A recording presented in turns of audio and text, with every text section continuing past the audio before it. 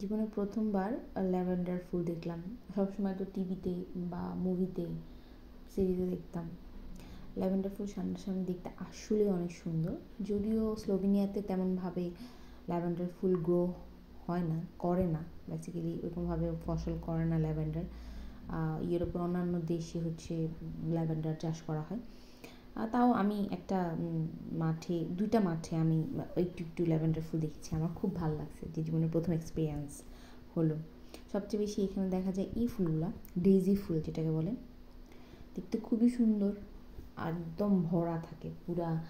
একদম বের হলে এখানে রাস্তার মধ্যে এত সুন্দর করে ডেইজি ফুল, আরও অনেক নানান রকমের ফুল থাকে, হলুদ, গোলাপি, অনেক সুন্দর সুন্দর ফুল থাকে।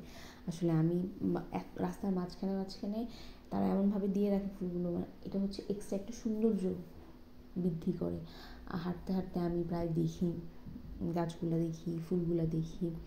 আমি এমনি প্রকৃতি প্রেমী, প্রচুর পরিমাণ প্রকৃতি আমার ভালো লাগে, গাছপালা, ফুল আমার তো খুব